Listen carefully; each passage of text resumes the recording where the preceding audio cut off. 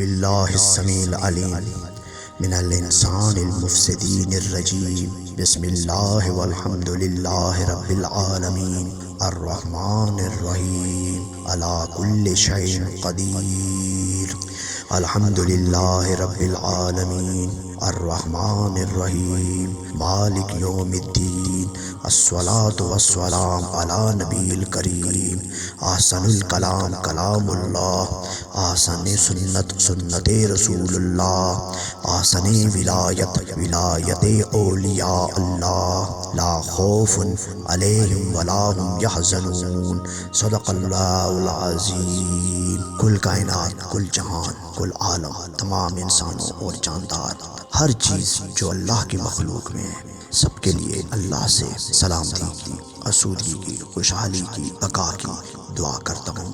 میرا اللہ سب پہ اپنا فضل، رحمت اور برکتیں نازل فرمائے، یہی میری دعا ہے، یہی میری استدعا ہے، آمین۔ میرا آج کا جو القرآن کے حوالے سے موضوع ہے وہ سورۃ المائدہ ہے۔ یہ مدنی سورت ہے اور یہ چھٹے اور ساتویں پارے میں موجود ہے۔ اس کی 120 آیات ہیں، 16 اس کے رکوع ہیں اور اس کے حروف کی تعداد 12,464 ہے۔ یہ بالکل آخر میں یہی صورت نازل ہوئی اور چونکہ عیسیٰ علیہ السلام کے حوالے سے انہی کے نام سے اس کا نام جو ہے وہ المائدہ رکھا گیا۔ یہ صورت معارف عقائد اسلامی اور احکام دینی پر مبنی ہے۔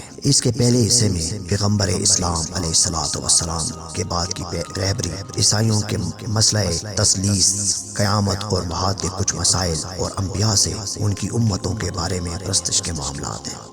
دوسرے حصے میں ایفاء عہد کا مسئلہ ہے، عدالت اجتماعی کا معاملہ ہے، عادلانہ شہادت ہے اور قتل نفس کی حرمت کا حکم ہے، اسی طرح حلال و حرام اور وضو اور تیمم کے احکامات ہیں۔ اس صورت کے نزول کے وقت چونکہ عرب میں اسلام ایک ناقابل شکست طاقت بن چکا تھا، اسلامی ریاست کی نجد سے حدود شام اور بحیرہ احمر تک سرحدیں پھیل چکی تھیں، اس لیے مسلمانوں کی تمدنی، سیاسی اور مذہبی زندگی کے متعلق احکام و ہدایات دی گئی ہیں۔ اس صورت کے جو اہم نکات ہیں ان میں پہلی آیات میں 8 احکامات دیے گئے ہیں، یعنی حرام مہینوں کا احترام کرو، ان مہینوں میں جنگ و جدال سے پرہیز کرو، شعائر خداوندی کو نہ توڑو، ان کی حرمت کا خیال کرو، وہ قربانیاں جو حج کے لیے لاتے ہو چاہے وہ نشانی کے بغیر ہوں یا نشانی والی ہوں، ان کو حلال نہ سمجھو اور انہیں رہنے دو جب تک وہ قربان گاہ تک نہ پہنچ جائیں۔ خانہ خدا کے تمام زائرین کو ان عظیم اسلامی مراسم کی پوری آزادی ہونی چاہیے۔ اس سلسلے میں افراد، قبائل، خاندانوں اور زبانوں کا کوئی امتیاز نہیں ہونا چاہیے، حتیٰ کہ جو تجارتی فائدے کے لیے زیارت بیت اللہ کے قصد سے آتے ہیں ان سے بھی کوئی مزاحمت نہ کی جائے، چاہے وہ تمہارے دوست ہوں یا دشمن، بس یہ کافی ہے کہ وہ مسلمان ہیں اور اللہ کے گھر کے زائر ہیں۔ شکار کی حرمت زمانہ احرام کے لیے ہے، اس لیے فرمایا گیا ہے کہ جب حج یا عمرے کے احرام سے نکل جاؤ تو پھر شکار کرنا تمہارے لیے جائز ہے۔ زمانے جاہلیت میں مسلمانوں کو زیارت سے روکنے والے بت پرستوں کے مسلمان ہو جانے کے بعد خانہ خدا کی زیارت کے لیے ان کی راہ میں کوئی رکاوٹ نہیں ڈالنی چاہیے۔ پرانی دشمنیوں کو بھلا دو اور نیکی اور تقوی کی راہ میں ایک دوسرے سے تعاون بڑھا دو، پرہیزگاری اختیار کرو اور اللہ کی نافرمانی سے بچو، کیونکہ اللہ کا عذاب اور اس کی سزائیں بہت سخت ہیں۔ اب حلال حرام کے بارے میں احکامات شروع ہوتے ہیں۔ اس سلسلے میں جن کے بارے میں استثناء ہے ان کا بھی ذکر ہے۔ مردار تم پر حرام کر دیا گیا، اب کوئی بھی مردار چیز تم نہیں کھا سکتے۔ اسی طرح خون کو بھی تم پر حرام کر دیا گیا، اب خون نہیں پی سکتے۔ سور کا گوشت بھی حرام کر دیا گیا، اور جو جانور بغیر اللہ کے نام کے ذبح کیے جائیں ان کا گوشت بھی حرام ہے۔ گلا گھونٹ کر مارنے والے جانور یا مرنے والے جانور بھی حرام ہے۔ تشدد اور مار پیٹ یا بیماری سے مرنے والا جانور بھی حرام ہے۔ بلندی سے گر کر مرنے والا جانور بھی حرام ہے۔ جو جانور سینگ مارنے سے مر جائے وہ بھی حرام ہے۔ درندوں کے حملے سے مرنے والے جانور بھی حرام ہے۔ بتوں کے آگے قربانی کیے جانے والے جانور کا گوشت بھی حرام ہے۔ شرطیں لگا کر قسمت آزمائی کے لیے قربان کرنے والے جانور بھی حرام ہے۔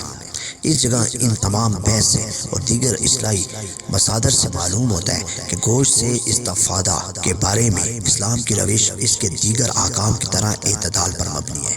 نہ زمانے جاہلیت کی طرح کے مردار اور خون وغیرہ سب کھا جاتے، اور نہ آج کے مغربی ممالک کی طرح کہ جہاں کیکڑا اور کیڑے مکوڑے تک کھانے سے نہیں کتراتے۔ گوشت گھاس خور جانوروں کا کھانا چاہیے، کیونکہ گوشت خور جانوروں کا گوشت مردار اور گندگی سے آلودہ گوشت کھانے کی وجہ سے صحیح نہیں رہتا اور طرح طرح کی بیماریوں کا باعث بنتا ہے۔ وہ جانور جس کے گوشت سے استفادہ کیا جائے وہ قابل نفرت نہ ہو۔ ایسے جانور نہ ہوں جو انسانی روح یا جسم کے لیے نقصان یا ضرر کا باعث بن سکے۔ اہل کتاب کی عورتوں کے ساتھ شادی حلال قرار دی گئی، لیکن ان کا مہر ادا کر دیا کرو۔ اہل کتاب کا کھانا بھی تمہارے لیے حلال قرار دیا گیا۔ اے ایمان والو، جب نماز کے لیے کھڑے ہو تو اپنے چہروں ہاتھوں کو کونیوں تک دھو لو اور سر کو گیلا کر دو اور پاؤں دھو۔ اگر حالت جنابت میں ہو تو غسل کرو، اگر بیمار اور مسافر ہو تو تیمم کر لو۔ یہود و نصارہ جو کہتے تھے کہ ہم اللہ کے بیٹے ہیں اور اس کے خاص دوست ہیں، تو ان سے کہہ دو کہ پھر اللہ تمہیں تمہارے گناہوں کی سزا کیوں دیتا ہے؟ اے اہل کتاب، ہمارا رسول تمہاری طرف آ گیا ہے اور وہ پیغمبروں کے درمیانی عرصے اور فاصلے کے بعد تمہارے لیے حقائق بیان کرتا ہے۔ مبادہ روز قیامت تم کہو کہ تمہارے پاس بشارت دینے والا آیا ہی نہ تھا اور نہ کوئی ڈرانے والا آیا تھا۔ یہاں پر آدم کے بیٹوں حابیل اور قابیل کا قصہ بیان کیا ہوتا ہے کہ جب ان دونوں نے اپنے پروردگار کا قرب حاصل کرنے کے لیے کام کیا، ایک عمل اللہ وحدہ لا شریک نے قبول کر لیا اور دوسرا کہنے لگا میں تمہیں قتل کر دوں گا۔ بھائی نے کہا میں نے کون سا گناہ کیا ہے؟ اللہ تو صرف پرہیزگاروں کا عمل قبول کرتا ہے۔ اس نے کہا بھائی اگر تو مجھے قتل کرنے کے لیے ہاتھ بڑھائے گا تو میں ایسا نہیں کروں گا، کیونکہ مجھے میرے رب سے ڈر لگتا ہے۔ میں تو چاہتا ہوں کہ تو بھی یہ عمل انجام نہ دے تاکہ تو بھی محفوظ رہے اور جہنم سے بچ جائے۔ اگر تو یہ عمل انجام دے اور میرا اور اپنا بوجھ اٹھا کر اللہ کی طرف لوٹے اور جہنم میں سزا پائے، اور ستمگروں کی یہی سزا ہے۔ نفس سرکش نے اس کے ذریعے بھائی کو قتل کروا دیا۔ پھر اسے معلوم نہ تھا کہ اب اس لاش کے ساتھ کیا کیا جائے۔ آخرکار اللہ وحدہ لا شریک نے کوا بھیجا، جس نے زمین کھود کر کوے کو دفن کیا، اور اس نے کہا کہ وائے ہو مجھ پر کہ میں نے کوے جیسا بھی نہ ہو سکا کہ بھائی کو دفن کرتا۔ اسی بنا پر ہم نے بنی اسرائیل کے لیے قرار دیا کہ جو شخص کسی ایک انسان کو قتل کرے گا گویا اس نے تمام عالم کا قتل کر دیا، اور جو کسی ایک انسان کی زندگی بچائے گا گویا اس نے تمام انسانوں کی زندگی بچا لی۔ مگر پھر بھی بنی اسرائیل نے روئے زمین پر ظلم کی روش نہ چھوڑی۔ جو لوگ اللہ اور پیغمبر سے جنگ کے لیے اٹھ کھڑے ہوں ان کی سزا یہ ہے کہ انہیں قتل کر دو یا سولی پہ لٹکا دیا جائے، یا ان کے دائیں ہاتھ اور پاؤں کو کاٹ دیا جائے، یا ان کو ان کی زمین سے جلا وطن کر دیا جائے۔